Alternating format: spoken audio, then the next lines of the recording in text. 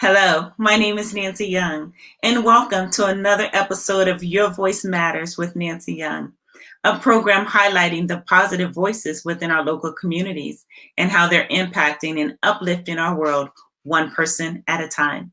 Now, before we get started, go ahead and hit the like and subscribe button. Today, we'll be highlighting your voice through that of community choir and unifying voices of praise. My guest today is from Tracy, California. Her name is Ty McClain. Ty McClain is the leader of the Tri-Valley Component Choir, whose goal is to create a strong spiritual base in our communities and to unite us all as one body in Christ in our gifts of music ministry. The Tri-Valley Component region consists of Tracy, Mountain House, Lathrop, Manteca, and other cities. At this time, help me welcome Miss Ty McClain. All right, so thank you, Ty McClain, for joining me today for another episode of Your Voice Matters. Thank you for having me. All right, so you are the director of the Tri-Valley Component Choir? I am the chapter representative for the Tri-Valley Component Choir. Okay, the chapter representative. So tell me about the Tri-Valley Component Choir and your goal. Well, the Tri-Valley Component Choir was actually underneath the Northern California chapter of the Gospel Music Workshop of America. We're a component of that choir. We travel all over the world to sing at the Gospel Music Workshop of America. We do a lot of singing engagements with Northern California chapter locally in the Bay Area. So we wanted to start a component piece out here in the Valley. And because the people who love gospel music and want to sing, they're coming from all different churches. There's no, we're not a denomination, perspective or whatever. It's basically anybody that loves to sing. We accept all directors, choirs, altos, sopranos, tenors, anybody that just enjoys singing, musicians and everything. That's what the group is basically known for. And you take the songs that you learn in the community choir and you take them back to your church and teach them those songs. I mean, we have so many different people that from all walks of life or whatever. We're multicultural too, so you just love gospel music, And Tracy is not really known or the Valley really is not really known for like a lot of choirs and stuff like that. So to start it in Tracy, and because I used to be a promoter in the Bay Area, for gospel music and stuff, so I enjoy different genres of gospel music. So we put on productions in the Bay Area, which I want to do that for Tracy. I've been in Tracy since 2007, so we want to do concerts out here and bring the gospel experience to the Valley. The Bay Area is known for Walter Hawkins and all these different people.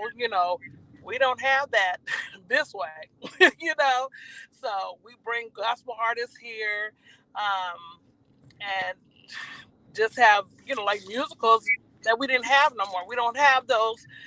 There's no really like churches out here that does like musicals and stuff. So just trying to get that up and coming. It was like 10 of us that started. I mean, we're up to like 30 something people now. The Bay Area choir has almost 200. So like I said, we're just a component of that. And we have a component that's in Sacramento too as well. So we're all over the place. We have people that travel from Modesto, Antioch to come, be in the choir with us.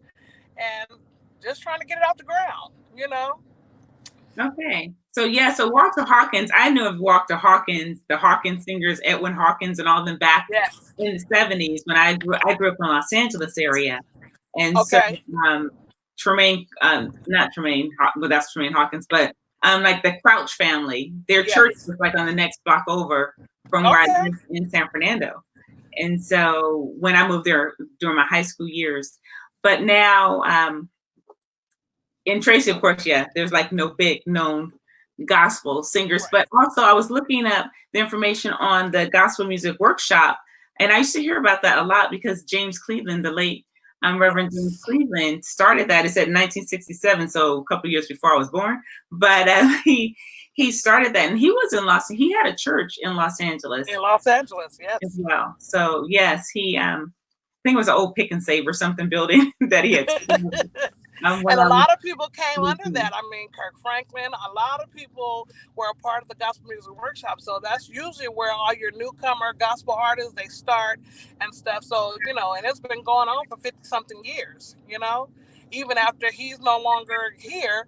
I mean, it's still going on. They even have a James Cleveland chorus out in the Bay Area, so it's big.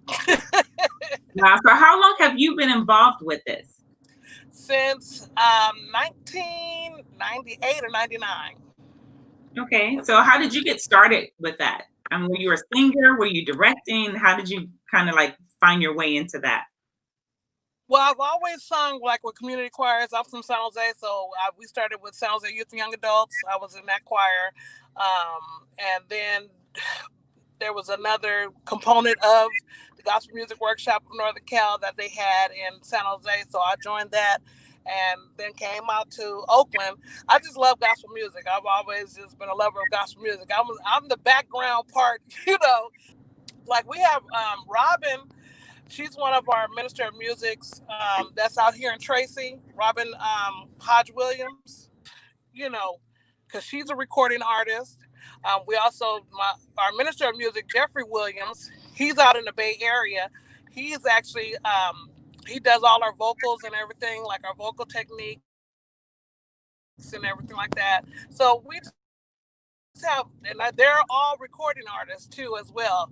We have Mark Yandris. He wasn't sure if you heard of him. That his nephew has a church, Faith Tabernacle, where he's at. He's also a recording artist. So we've had some good names, with us and stuff for our Tri Valley Component Choir. So it's been wonderful, like just to have all these connections with different people. You probably have to go over here. Different connections with people as far as that's in the music industry. Okay. It's a lot of people that came through the Gospel Music Workshop of America. So I know you said that part of it was to take the songs that you learn in the community choir and take it back to your local churches. So do you have a lot of writers and a lot of original songs that come out of there? Yes, a lot of original songs. Our chapter representative is Stephen Roberts and Tim Poston. They're very well known in the gospel music workshop arena, and they write a lot of different songs. So it's you have a lot of originals, and you have some that they've gone back and redone. So it's just, if you're a lover of gospel music and some of the stuff that they bring back, you just like, oh my God, I haven't heard this, it's so long. So some stuff is deep rooted. Like, I mean, I love like all music and stuff, but it's just that them Andre Croft songs that take you back, take me back, it's a lot of stuff that is out there, and a lot of writers that come through. Like I said, a lot of musicians come through and teach their music, and I mean, they bring you their music that's already like chord out, that's scored out. I mean, and pretty much you have songs that you can take back to your choir. Yeah, so it can reach multiple generations because those of us who lived through the Andre Crouch and the Walter Hawkins original songs, like even the Take Me Back songs, I remember singing that back in our choir back in the 70s. So to come back with it revamped, it's exciting. Right. For this new generation who's not familiar with it, then it just brings, a new love, a new level, because words are so important in songs. And so it's important to be able to bring that Right. on nowadays. So the community choir concept is really interesting to me because I've never been a part of a community choir. I've been a part of church choirs. And then as we transitioned to praise teams in the early 90s, and then just a part of some special, I've been a part of state choirs or council choirs or the 1,000 men and women in white choirs. From back in the day, there was a lot of big choir things going on. But I find it fascinating that the different choirs are made up of people from all over. So it's not just one necessary denomination or one church, even different cultures. So there's a unity in that. So I just, so for you, how is that being able to be that facilitator of unity? I love the multicultural effect of the choir. Helen Stevens, she really she was over the Northern California chapter, and she had a choir that was out of Marin. And when I tell you, when I saw them, I mean, the whole choir was pretty much white, but they sung gospel music like we. I mean, if you close your eyes, you wouldn't even you wouldn't even think. It was just like, oh my God. I mean, but she brought all these people together, and that's just something that has just been in me. Like, to come out here, I don't want just that one sound. You want every type of individual sound. You want a multicultural. You want to see everybody who loves any type of gospel music to come together. And that was her thing, was like, bring everybody together under one accord.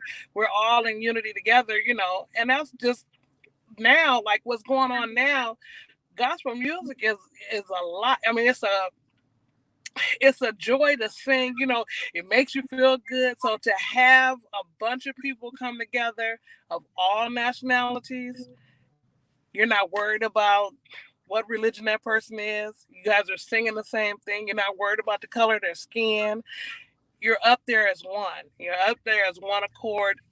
And unity is just what it is, And I think gospel music does that for everybody.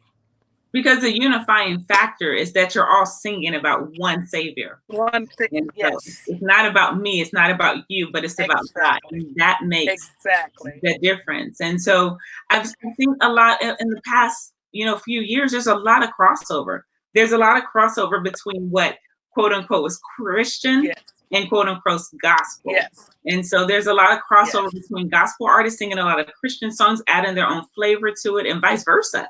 Some things are coming from the gospel world and going into the Christian world, which is quite interesting. And so that's how you can have, multiculturals come together and still make it flavorful and make it exciting. Yes. I think the days of pomp and circumstance is kind of passing.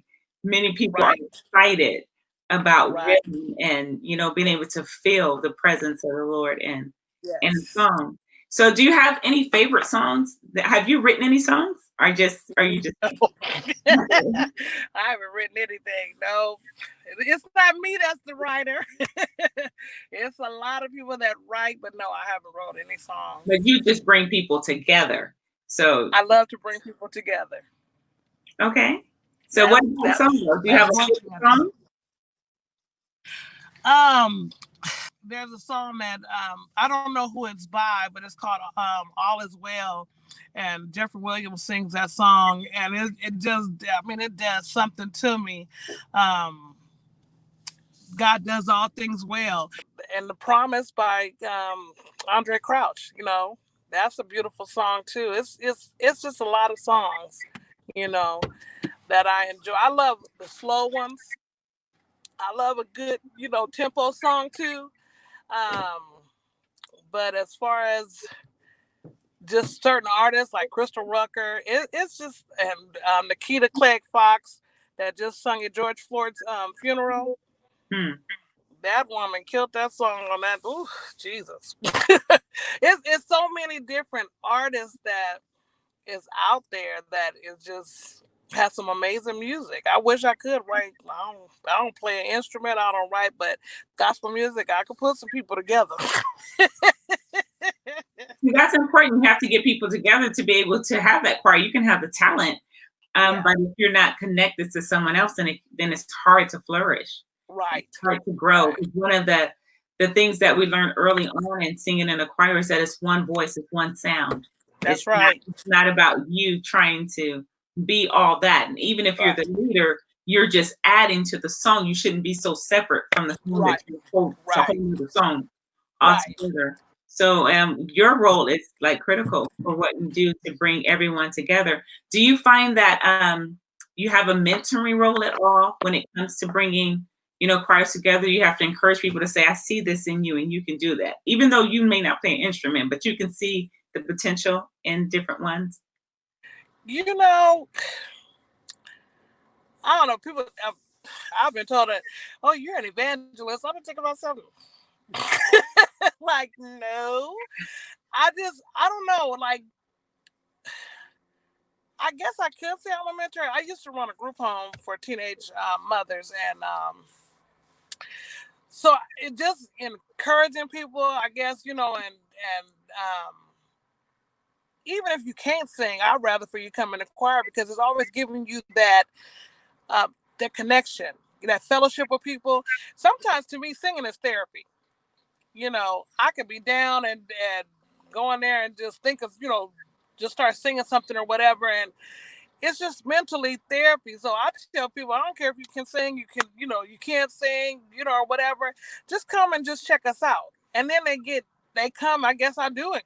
I guess you can call it encouraging, because a lot of people I have had them come and just come sit in rehearsal with us, and our choir has started getting bigger and bigger, As first of all, I love people, period.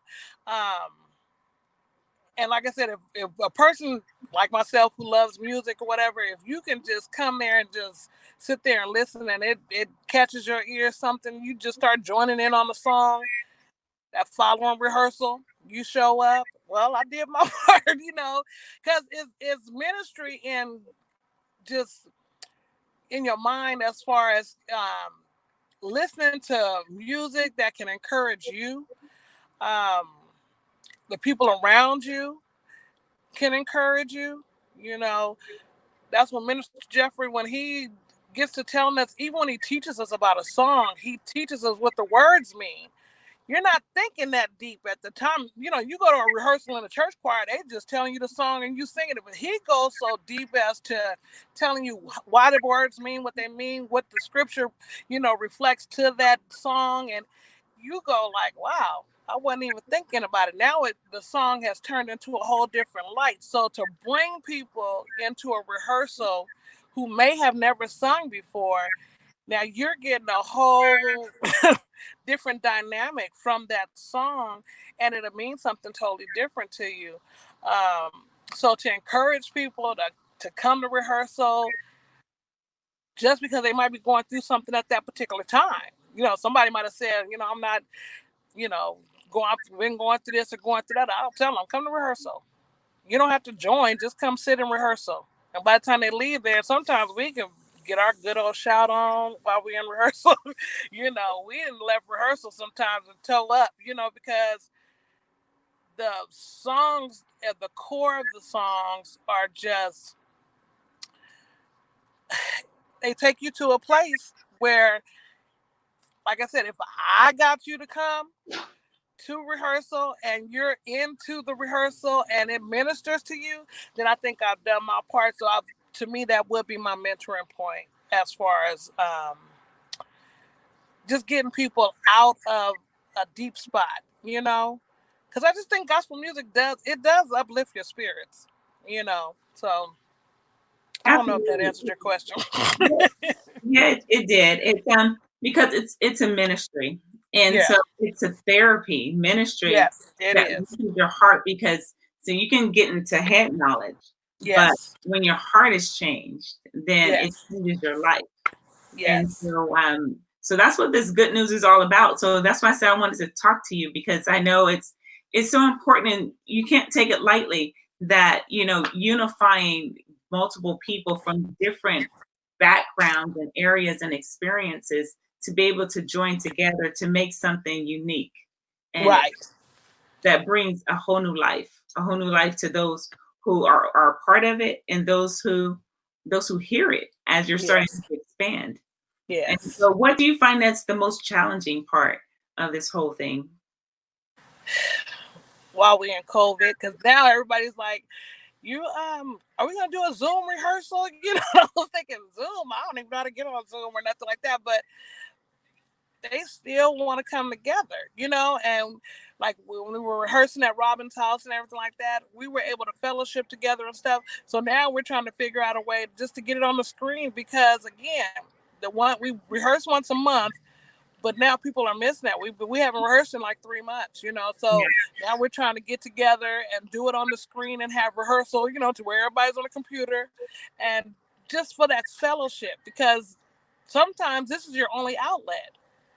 And when you don't have that, so I feel that this part being in COVID and not being able to see people and what's going on and how are you doing, we came up with, let's do a Zoom meeting, get everybody together,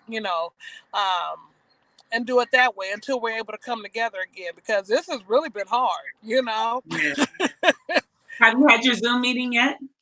No, we'll actually have it. I think it's the second week in July. We meet the second week of every month anyway, so that's why we're trying to maintain that. Okay, yeah. If you can have someone else who hosts it, they can host it from their computer, and just like you clicked on the link to get in to talk to me today, okay, there's a link that can be on your phone too, whether it's through an email or text. You just hit it and be right on your phone and join in. Okay, because I couldn't figure it out for nothing. I said I can give up. So Pastor Jeff, he said he would go ahead and host it. So I said, well, I appreciate it. Just let him host it, and then you can just click the button and log in and be a part of it. Well. I was struggling. Let somebody else do it then. Right. You got your part to do. Let them do it. Exactly. And see, everybody was looking forward to coming singing at your thing, so that's why we had our purple and gold. We were ready. I was ready for you. We were purple and gold down. We had it ready, So that's why I said everybody just has a love for that, so just coming out of this COVID thing, I hope, everybody is, great. And we'll see how the Zoom goes and go from there. Okay, so I know that you're building this chapter, this area. And so when COVID is, kind of farther in the rearview mirror, yes. How can people get in touch with you so that they can come in and just maybe sit in, or maybe already have a thirst to join? Well, we have an email address, as well as we're also on Facebook under Tri-Valley Component Choir. Tri-Valley. Okay, so I will put that information up at the end of our show today, so people can look you up and get in touch. Yes. And maybe if they're interested in getting on the Zoom, they can email and find out how to do that and start to slowly get involved. I know people are antsy; they want to get to some type of normalcy, and a number of things have shut down and closed and stopped. Yeah. And people are looking for things they can do to get involved, and this is another positive outlet out there. Yes. Be able to sing. Maybe they have some songs that they can write. Yes. Musicians and all that other good stuff. So is there anything else that you'd like to share before we end? Well, I enjoyed this. I'm usually really shy when it comes to stuff like this, but I'm looking forward to anybody that wants to come and be a part of our component choir. We would love to have you. You can hit me up on Facebook or Instagram. I usually don't check Instagram like that, but Facebook, I'm on there, and any questions that they may have, I'm here. Okay. I might just have to look you up when I get some time on my hands. Okay. All right, then. Thank you so much, Ty. Thank you. Have a good one. Thank you, too. God bless you. Okay, bye-bye. Again, thank you so much, Ty, for joining us and sharing how your voice is truly making a difference and how the Tri-Valley Component Choir is making an impact on our world with its unifying voices of praise across many communities such as Tracy, Mountain House, Lathrop, Manteca, and others. If you've enjoyed this programming today, go ahead and hit the like and subscribe button. If you'd like more information on how to get in touch regarding the Tri-Valley Component Choir, see the information below. Thank you so much for joining us for another episode of Your Voice Matters with Nancy Young. And until next time, remember, your voice matters. If you have something positive to share and you would like your voice to be highlighted on Your Voice Matters with Nancy Young, please contact me at YVMwithNancy@gmail.com. And if you've enjoyed this programming, please hit the subscribe button right now. Thank you.